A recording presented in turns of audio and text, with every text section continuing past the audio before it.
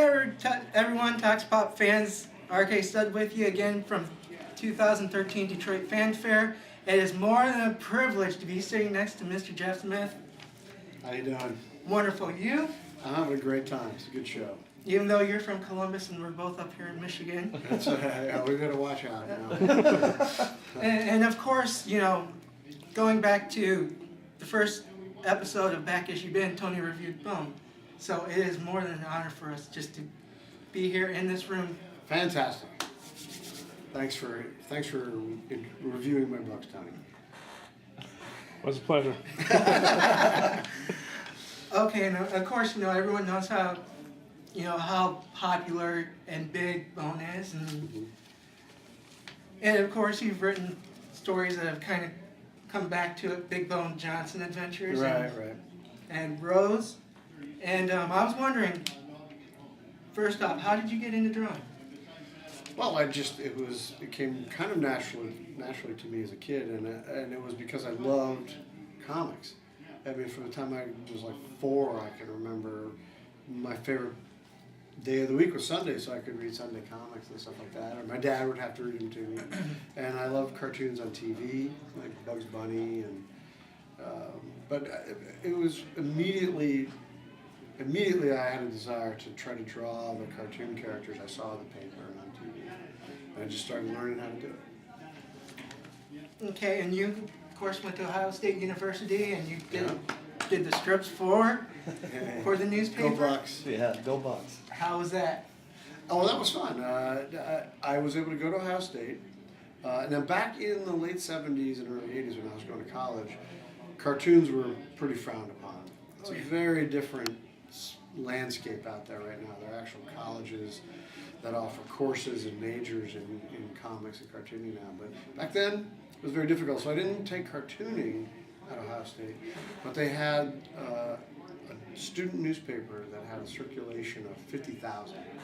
And that was exactly what I needed to practice my trade. I enrolled as a journalism student and did sort of a proto-Bone strip called Thorn every day for 4 years. And I learned a lot. I learned a lot how to make bad comics. So I learned how to start doing good ones. Okay, so then after college, did you have a animation studio? Exactly, yeah. I met some friends in college that had similar interests, and we used to love animation. We liked to try to figure it out on our own, and we just bought books on it. And on the weekends, for almost like a hobby, we would animate very short little films, which is a lot of work. But for some reason, one of the 3 of us thought we should form a company, and he had contacts with a local ad agency and a production house, and next thing I knew, we were in business making TV commercials and things like that. Anything noteworthy that we should? Not really. I mean, we did for Warner Cable. We did Cable Man commercials for White Castles. We did clay animation for kids' meals, which we used to laugh because I didn't even know kids were allowed to eat White Castles. Did you have to be 21? I'm not sure. It might be.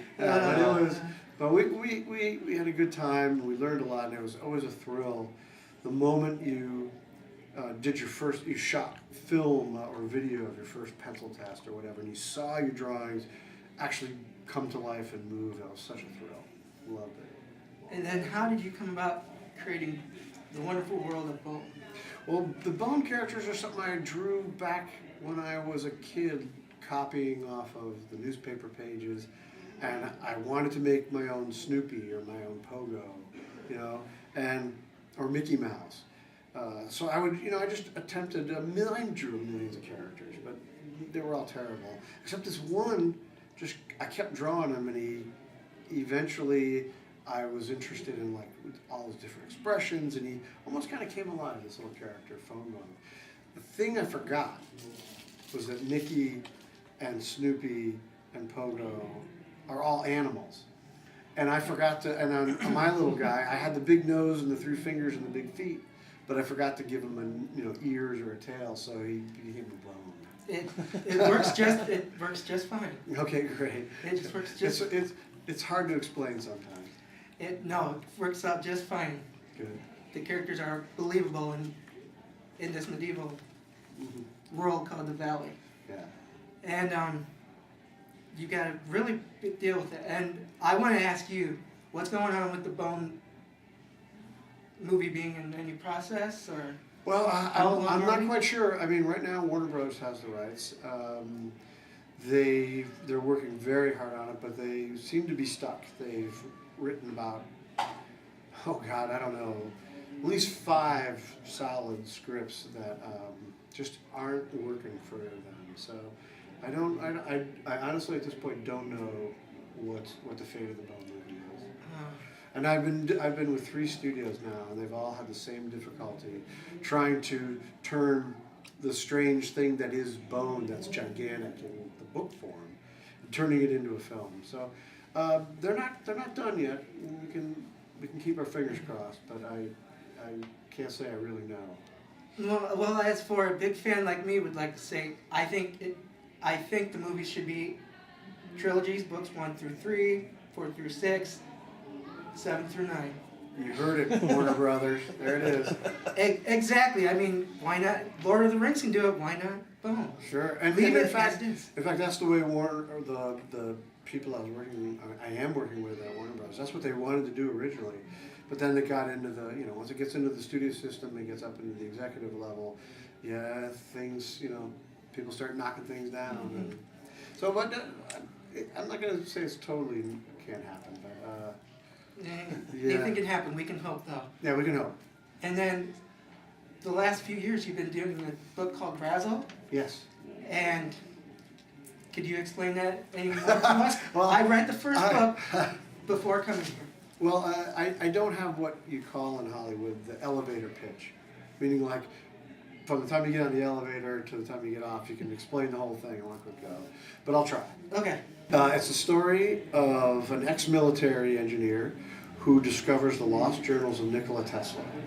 And he applies the secrets that he uncovers to the work he's doing, and is able to go into parallel universes, steal artwork, bring it back like Picasso's or whatever, and fence them in Vegas.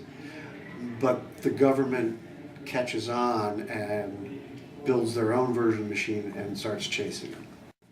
Sounds interesting. Sounds Huh? It does. It is interesting. I read the first book, the first couple of issues. I was like, I don't know. And then I finished it, and I'll admit I want to check out more. Well, it took me 5 years to do it. It took me 12 years to do Bone, so this is just a short story, 500 pages. But it still took me 5 years, but it's now been released in a single book, hardcover book. We worked very hard on. It was colored by Steve Hammaker, the same guy who did Bone, and he did an outstanding job. It is completely different than Bone, but it really adds to the hard-boiled crime film noir aspect to it. The colors are rich and dark and smoky. And it's not for kids. Yeah, I mean, it's not for 7-year-olds, but I mean, there's nothing crazy in it that a high school kid couldn't see. Okay, and what do you have coming up? It has boobs in it. Don't tell him that. He'll go out and definitely buy it. And what can we see in the future from Jeff Smith? More boobs. No. My next project is called Tukey Save the Humans. Okay. And I did a lot of research for Rassel. I looked into string theory and M theory, and I did a lot of real work on physics, and I enjoyed that, and I liked that aspect that it brought to Rassel. So for Tukey, I wanted to do the same kind of thing, and I'm really into archaeology and evolution and all the different hominid species that have been found, that as these paleontologists are starting to piece together the story of man. So I've come up with a story. Nearly 2 million years ago, the world got its first big ice age, and all the moisture in the planet was locked up in the polar ice caps, but the rest of the world experienced drought and climatic extreme changes. So all the vast tropical jungles were disappearing, large grass savannas were starting to show up, very dusty, and all the living creatures were going extinct, including all the early hominids. So in order for them to survive, somebody had to leave after them. So Tukey is the story of the very first human to leave Africa 1.8 million years ago. And all the other hominids, the other spirit animals, and the ancient gods are all trying to stop him. And it's a comedy. And when can your fans expect this to be? That is going to actually be a webcomic that'll be available for free on boneville.com starting sometime around Thanksgiving. So just have to check the website and see when the actual start date is. Okay, and for all your fans, where do they go? Boneville.com. Boneville.com. Okay, and we have I've got one more question for you. We had on our Facebook page, we had our fans vote if I should get my big volume of Bone signed by you or the poster. They voted for the poster. What? Are they crazy?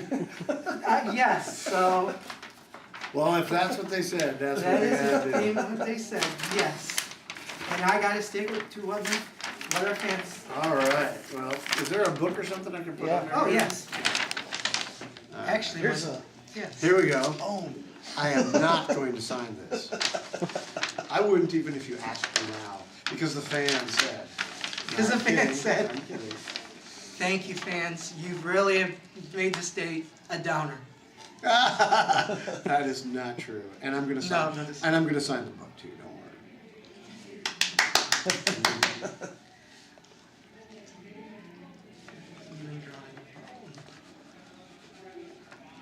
He's even drawing All Bone, right, guys. there we go. Nice. Nice.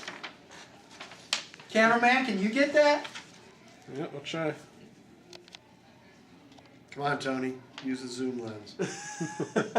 Yep, got it. Well, fans, as you can see, he did indeed sign the poster, but I did indeed get the book, which has a better drawing anyway. But this is more than a privilege for me with one of my heroes. Wow. Well, it's my pleasure. Good to see you. RK Stud, I'm out.